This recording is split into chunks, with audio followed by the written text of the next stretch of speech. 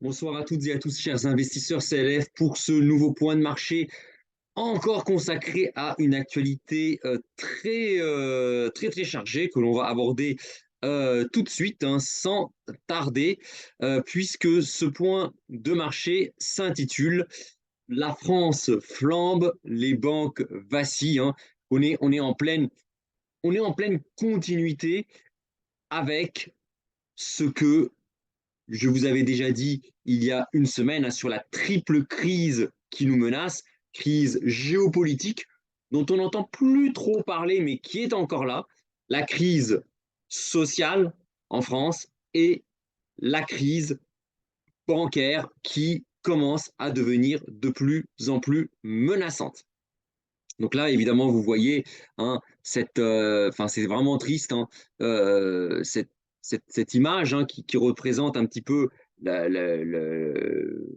fin de cette semaine, hein, avec une façade de la mairie de Bordeaux quand même qui a été incendiée. Et donc, évidemment, c'est un petit peu l'image choc, pour moi en tout cas, de la semaine. Mais il y a eu aussi beaucoup de choses, hein. C'est vraiment l'arbre qui cache la forêt et la forêt, elle est vraiment épaisse. Donc évidemment, on a la double crise bancaire internationale et sociale française qui continue à faire rage. En France, on a eu une série parlementaire, gouvernementale, présidentielle, puis sociale qui a pris un tournant très, très préoccupant, pour ne pas dire dangereux. On a d'abord, comme vous le savez, un gouvernement qui passe en force sur la réforme des retraites avec le 49.3, une motion de censure qui est déposée par plusieurs groupes à l'Assemblée nationale, un gouvernement qui échappe de peu au renversement à 9 voix près et qui se gargarise, hein, qui en est très fier, alors que c'est quand même un des scores les plus mauvais depuis le début de la Ve République. Un président de la République qui ne rattrape pas les choses, qui se veut inflexible, mais hélas aussi borné, en s'en prenant aux personnes avec lesquelles il aurait pu composer et qui condamnent fermement la violence. Moi, j'ai suivi, hein, l'intervention présidentielle.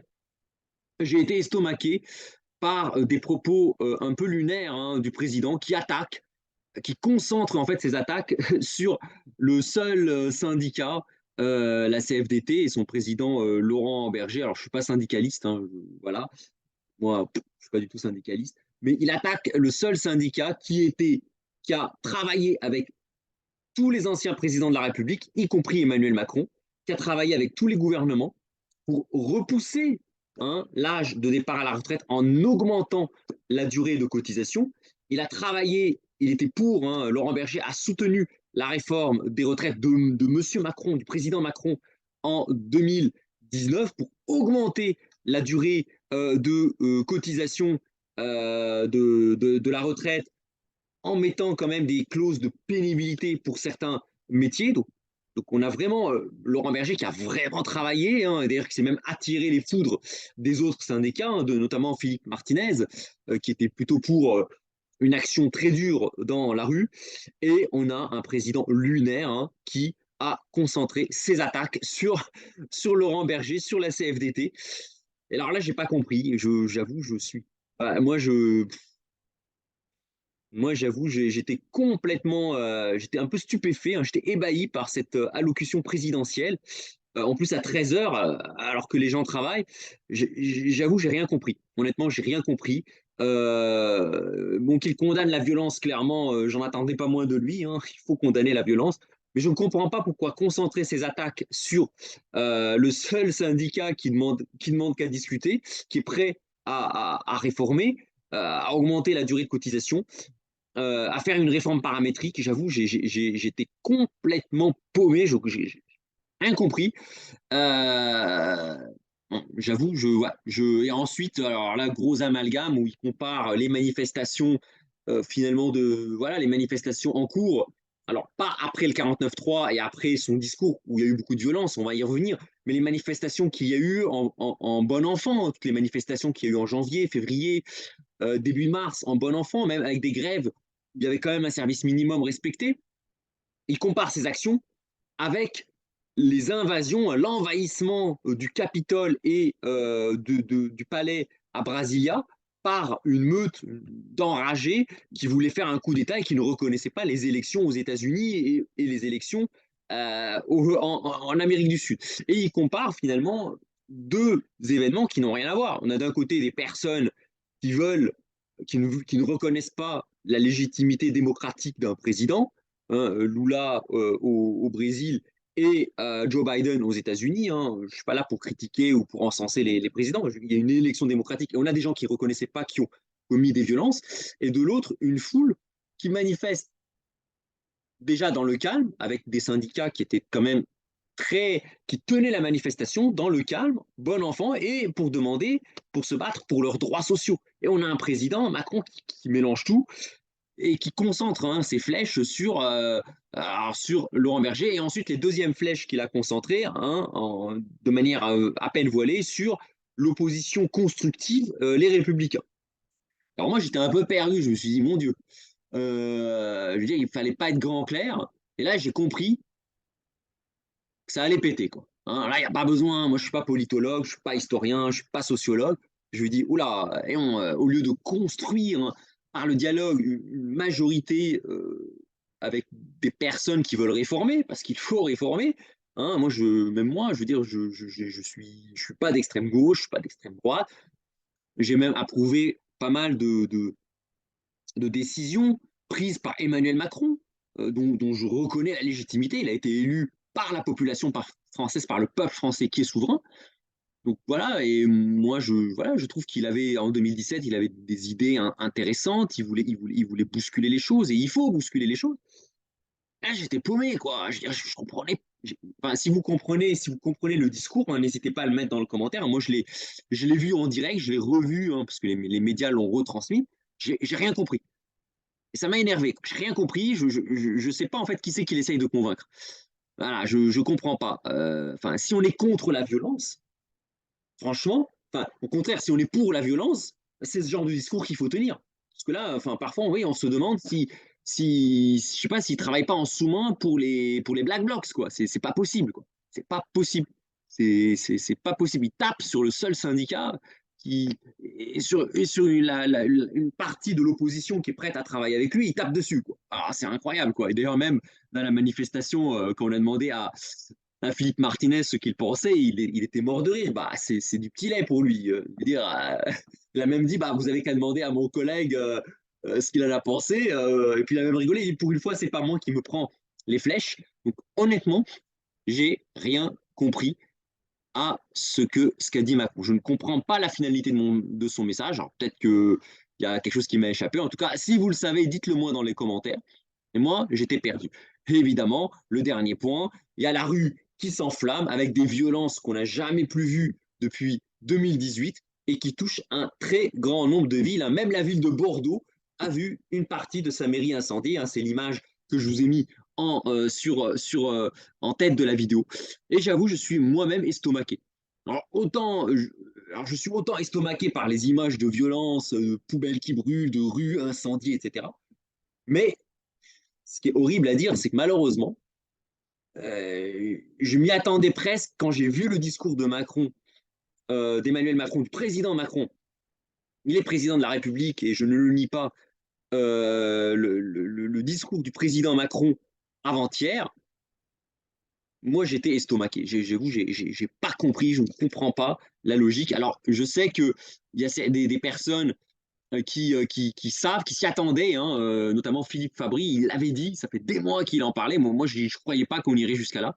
Il avait dit, bon, je rappelle, parce que j'avoue que euh, je suis surpris, je ne m'attendais pas, il avait dit, on va avoir une séquence assez intéressante en été, hein, Macron va prendre un peu de recul, l'Assemblée nationale va débattre de manière constructive avec quand même trois groupes qui s'opposent mais qui veulent construire quelque chose, et on a vu on a vu des textes qui ont été adoptés, des textes intéressants qui ont été adoptés par l'Assemblée nationale. Et il avait dit, hein, Philippe Fabry, à la rentrée, Emmanuel Macron va revenir, il va vouloir jouer un peu au kéké et il va vouloir s'imposer et essayer de tout casser.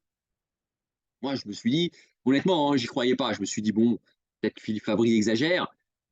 Et force est de constater que c'est incroyable. On a vraiment un président qui se comporte en président absolu hein, pour reprendre le titre du livre de Philippe Fabry.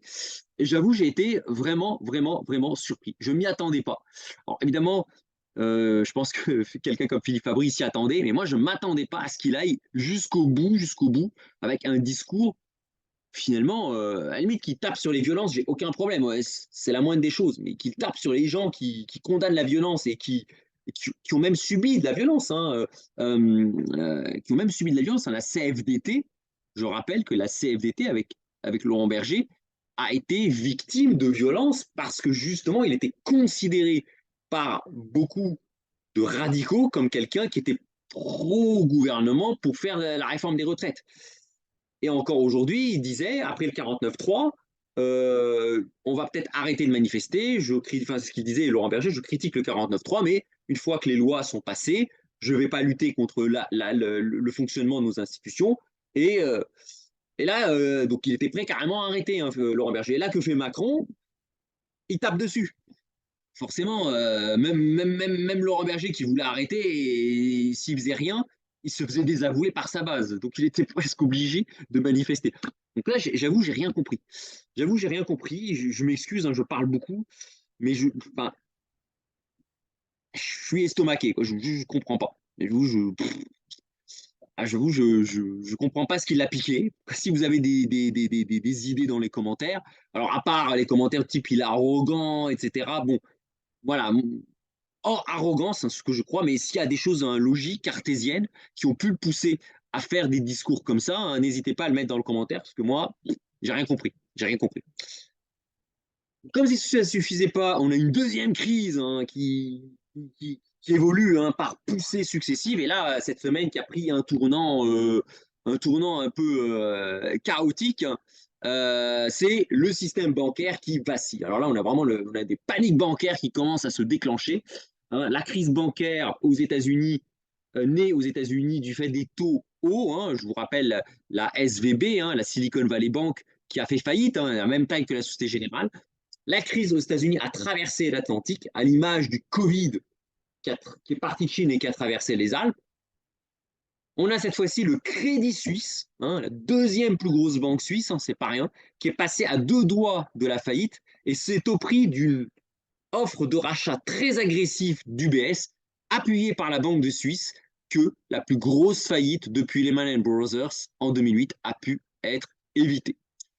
On n'a même pas le temps de souffler qu'aujourd'hui, hein, vendredi, hein, le vendredi 24 mars, c'est la Deutsche Bank qui, au moment de tourner cette vidéo, là je tourne la vidéo, qui est dans l'œil du cyclone et on se demande vendredi, si ce lundi là qui va arriver, est-ce que cette banque, la Deutsche Bank, existera encore le lundi hein, qui va arriver, hein, qui risque quand même le plus gros crack. Alors là, pour le coup, si Deutsche Bank tombe, c'est Lehman Brothers puissance 10. C'est la bombe atomique financière qui explose.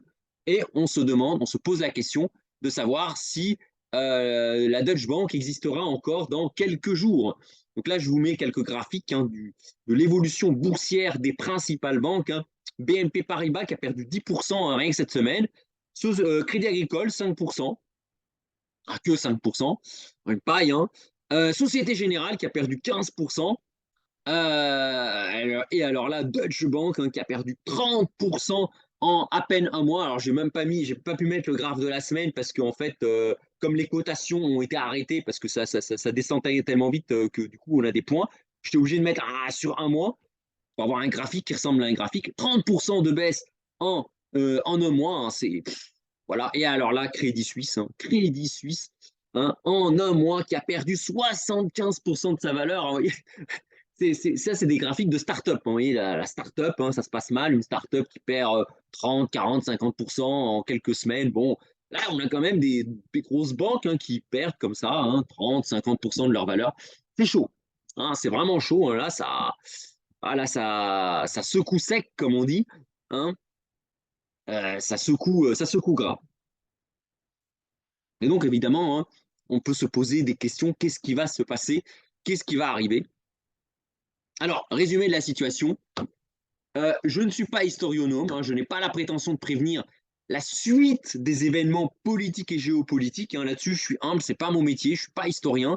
Si ces choses-là vous intéressent, n'hésitez pas à suivre des blogs de personnes passionnées par l'histoire.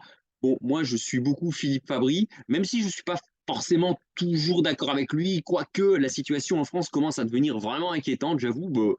Depuis le discours de Macron, je commence à me demander si Philippe Fabry n'a pas raison. Alors, Philippe Fabry, pour rappel, lui, il prévoit d'ici l'été, d'ici l'été, la chute, l'exit d'Emmanuel Macron, et donc Emmanuel Macron qui carrément abdique, et l'effondrement de la Ve République, avec une mini guerre civile, révolution, pour justement empêcher l'arrivée de Marine Le Pen, qui serait trop tentée de prendre le pouvoir vacant. Donc ça, c'est un petit peu le scénario de Philippe Fabry, donc la chute de la Ve République, qui est une monarchie présidentielle, selon lui. Moi, je suis pas là, je suis assez humble. Moi, je suis pas là pour vous dire ce qui va arriver d'un point de vue politique, social, sociétal. C'est pas mon métier. En revanche, sur le plan financier, moi, j'ai une idée de ce qui va arriver.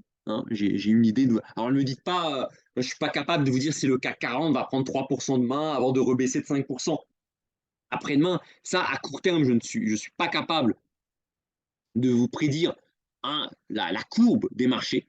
Par contre, je m'appuie sur des constats économiques et financiers. Euh, 4 points. 4 points. Il faut arroser d'argent l'Ukraine pour lutter contre la Russie. Ça, on n'a pas le choix.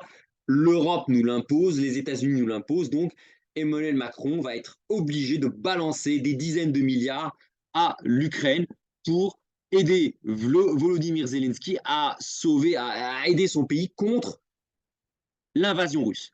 Est-ce qu'il faut le faire ou il ne faut pas le faire? Je sais pas. Là encore, on rentre dans la politique, c'est pas mon sujet, mais c'est un constat. Là, on se bat pour 12 milliards sur les retraites, mais on va balancer des dizaines de milliards à l'Ukraine contre la Russie. Voilà, premier point.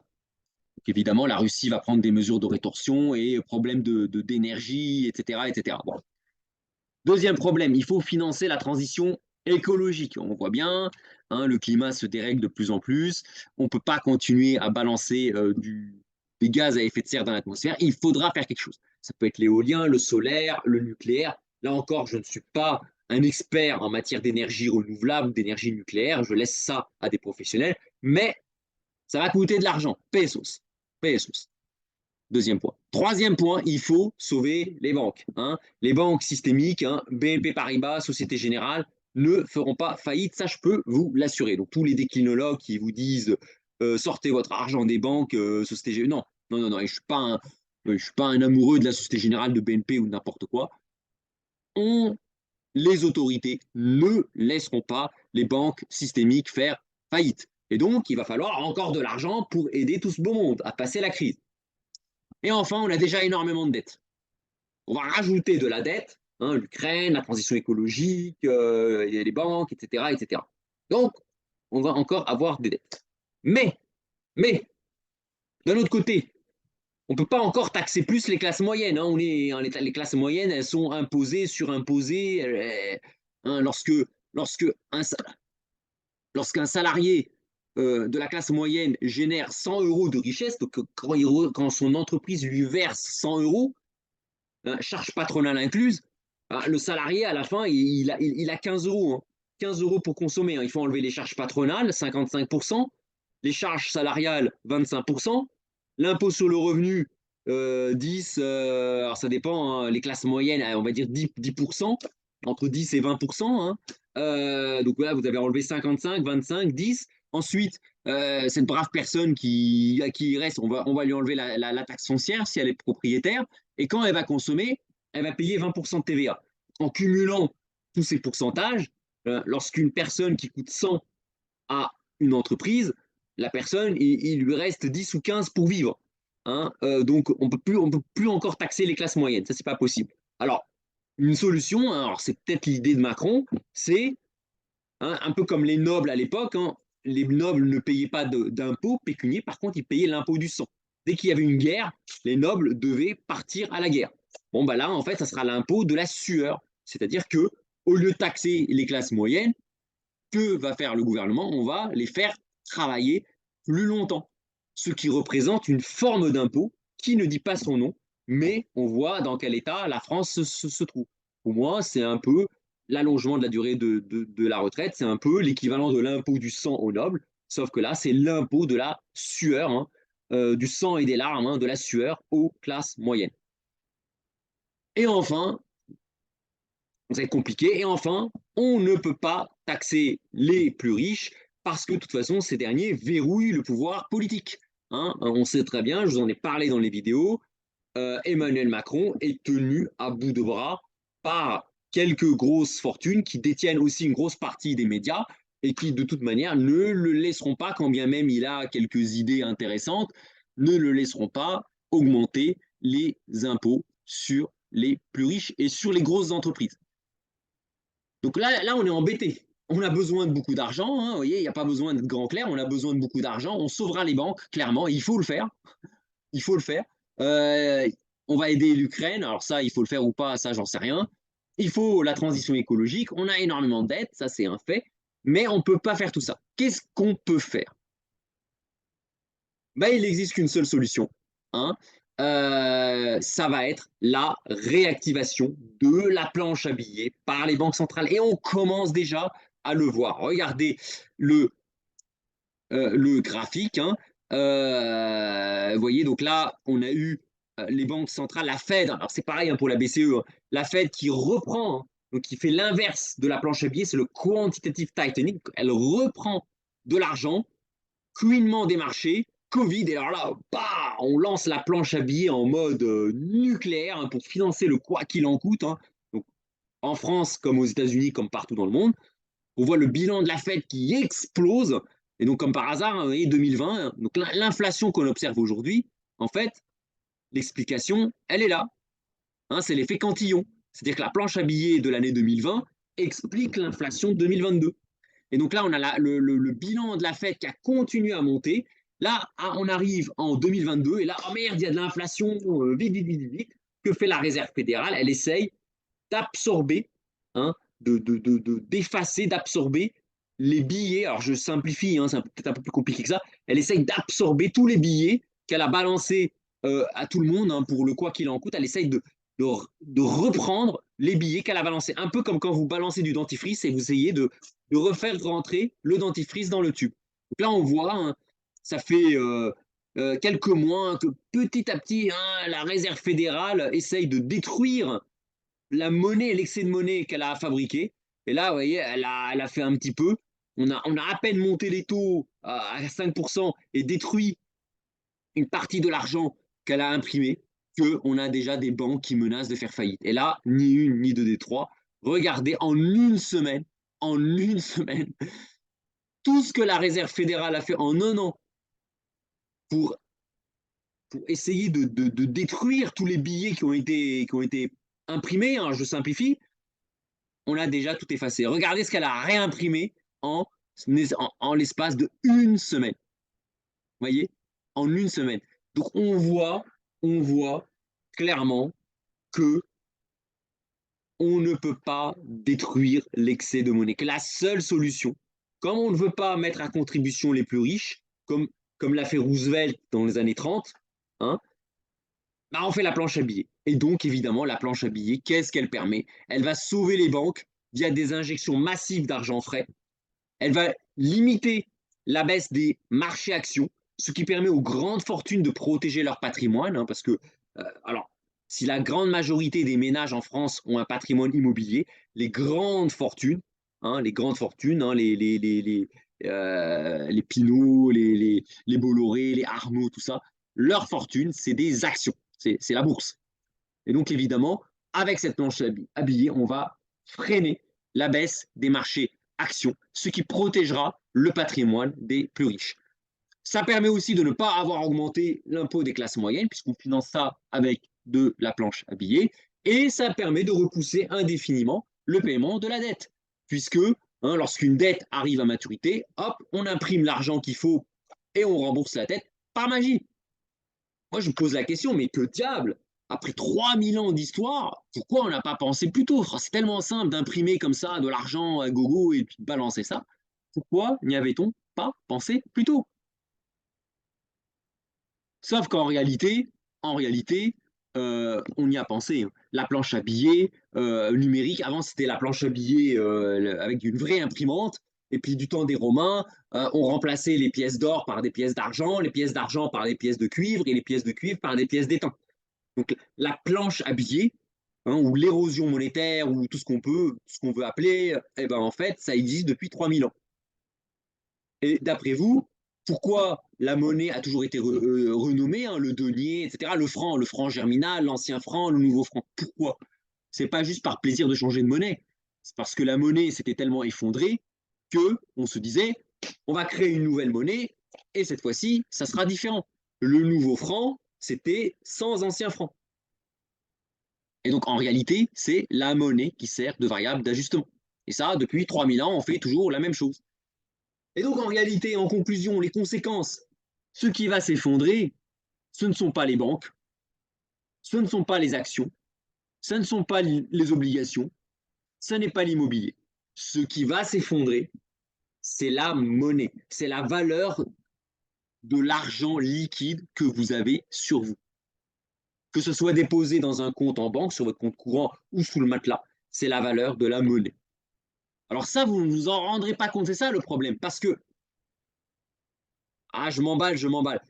Et une action qui s'effondre, vous le voyez, oui, la courbe, ça chute, regardez l'action de Deutsche Bank, oui, elle chute, vous le voyez ça. Sauf qu'un billet de 20 euros, il ne va pas chuter, ça sera toujours marqué 20 euros dessus. Hein, vous ne vous en rendrez pas compte. Hein. Un billet de 20 euros, il y aura toujours marqué 20 euros. Par contre, ce que vous verrez, et là, vous verrez deux choses. Hein. Si vous êtes investisseur, vous allez voir la valorisation de la grande majorité de vos placements augmenter plus ou moins fortement. Et moi, je le dis, si vous avez des placements et que ça monte, il ne faut pas forcément se frotter les mains. Hein, pas se frotter les mains. C'est pas que vous êtes pas en train de devenir riche. C'est qu'en fait, vous vous appauvrissez moins que vos voisins, en fait. C'est tout. C'est déjà bien, hein, c'est déjà pas mal, hein, vous me direz, hein, c'est pas mal. Hein. C'est qu'en fait, vous êtes en train de limiter la casse. Donc c'est très bien ce que vous faites. Mais vous ne devenez pas riche. C'est pas parce que vous voyez une courbe exploser, hein, je vois le prix de l'or là qui n'arrête pas de galoper là. Donc si vous avez de l'or sur vous, alors soit des pièces, hein, des pièces d'or, soit des fonds, des minières aurifères dans une assurance vie ou autre, vous n'êtes pas en train de devenir riche, c'est que vous limitez juste la casse. Donc si vous êtes investisseur, en fait, vous verrez que vos investissements, hein, votre portefeuille, la valeur de votre portefeuille, de vos fonds augmente. Alors plus ou moins vite, ça ne va pas se faire du jour au lendemain. Hein. Si vous cliquez, si vous suivez, ça ne va pas augmenter chaque jour, mais on pourrait avoir une tendance haussière de tout, de la valeur de l'ensemble de vos investissements. Alors quel investissement profitera le plus, ça, bien malin qui peut le savoir, mais ce qu'on peut dire, c'est que l'ensemble des actifs va augmenter. Parce que comme il faut de plus en plus d'euros pour acheter des actions, de l'or, de n'importe quoi, bah, la valeur de ces derniers, libellés en euros, va augmenter. Si vous êtes consommateur, vous verrez le prix de tous les biens et services augmenter plus ou moins fortement en fonction de leur utilité. Et c'est ça que l'on appelle l'inflation. En réalité, l'inflation, ce n'est rien d'autre que la perte de pouvoir d'achat de la monnaie.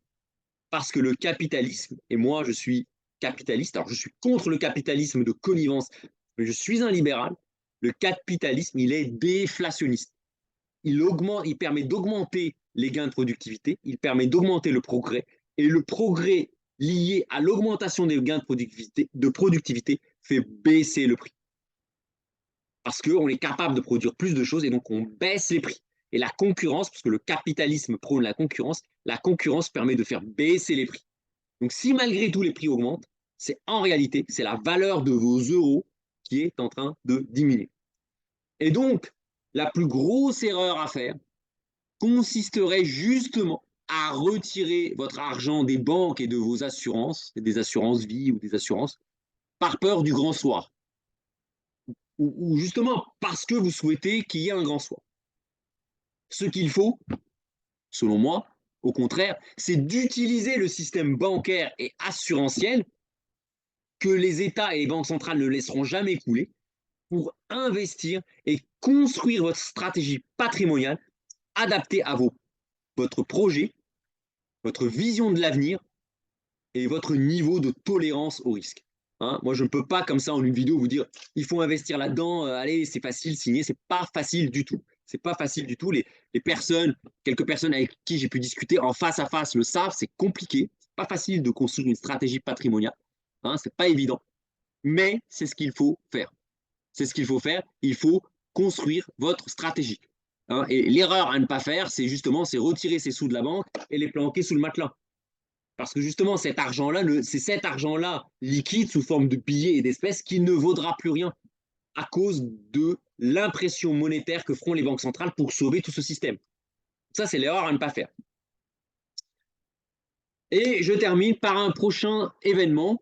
Alors, dans les prochains jours, je vous produirai une vidéo très personnelle cette fois, mais en rapport avec l'actualité, mais ça sera très personnel. J'ai pas mal parlé de moi et de mes projets, mais en rapport évidemment avec comment je peux rendre service. Alors, dans un contexte politique, économique, géopolitique de plus en plus incertain, il me paraît important de vouloir donner un sens à ma vie et d'œuvrer pour aider et rendre service à la société plutôt que de courir après les bifetons.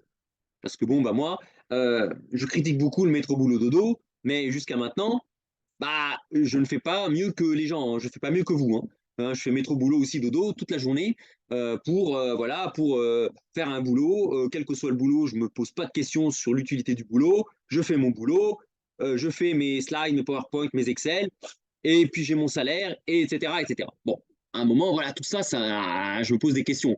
Est-ce que je peux pas, est-ce que je peux pas aider les gens? Est-ce que j'ai pas une valeur à ajouter dans ce contexte?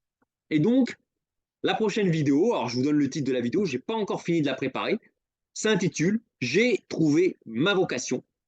Elle ne ressemblera absolument pas au point de marché usuel parce que je parlerai justement de comment moi, avec ma petite échelle, je peux, j'ai trouvé l'idée, mais ça fait longtemps, ça fait des années que j'y réfléchis, hein, mais voilà, comment je peux rendre service à un plus grand nombre d'entre vous, comment je peux vous rendre service sans par une autre manière que faire des points de marché. Alors les points de marché, c'est intéressant, je continuerai à en faire, hein, rassurez-vous, mais comment je peux rendre service à un plus grand nombre d'entre vous et faire quelque chose d'utile socialement. Et je me suis posé cette question et justement, la vidéo qui s'intitule J'ai trouvé ma vocation répondra à cette question. Donc, n'hésitez pas à la visionner sans modération, partagez-la et je pense que vous ne serez pas déçus. Donc, moi, je vous donne rendez-vous. Alors, je ne sais pas quand je la publierai, quand je la ferai déjà, peut-être d'ici la fin du week-end, hein, donc d'ici 2 jours. Donc le dimanche 26 mars, hein, je publierai cette vidéo. Et vraiment, je compte sur vous pour être très nombreux à la voir parce que je pense qu'elle a un sens. Hein. Je parlerai, hein, de tous les métiers qui existent, hein, les infirmiers, les caristes, les femmes de ménage. Je parlerai justement de tous ces métiers et de moi, comment je peux participer comme les infirmiers, comme les éboueurs, comme les médecins, comme les artisans, comment je peux vraiment vous aider, vous, dans votre vie de tous les jours, par rapport à mes compétences, bien évidemment. Donc, n'hésitez pas à partager autour de vous la prochaine vidéo qui s'intitulera J'ai trouvé ma vocation, à la partager et à la visualiser. Voilà, bah écoutez, en tout cas, moi, j'ai fini, hein, ce point de marché. Je me suis un peu emporté, je suis désolé, parce que ouais, il y a des choses qui m'ont vraiment énervé. Le discours d'Emmanuel Macron m'a énormément, énormément énervé, alors que pourtant, je suis plutôt un centriste quelque part, hein, donc on ne peut pas dire que je suis un opposant, mais j'étais vraiment, vraiment très énervé. Je ne comprends toujours pas pourquoi il a dit tout ça. En fait, j'arrive pas à comprendre. Voilà, donc si vous avez vu la vidéo d'Emmanuel Macron, n'hésitez pas à le mettre dans votre commentaire, hein, voilà, donner des choses, peut-être qu'il y a un truc que je n'ai pas compris. Voilà, bah écoutez, en tout cas, je vous souhaite un très bon week-end et je vous donne rendez-vous à dimanche, exceptionnellement, pour une vidéo exceptionnelle sur ma vocation, avant un nouveau point de marché dans une semaine, parce que les points de marché, eux, ils ne s'arrêteront pas. Voilà. cas, passez un très bon week-end, prenez bien soin de vous et de proches, et je vous dis à dans 2 jours.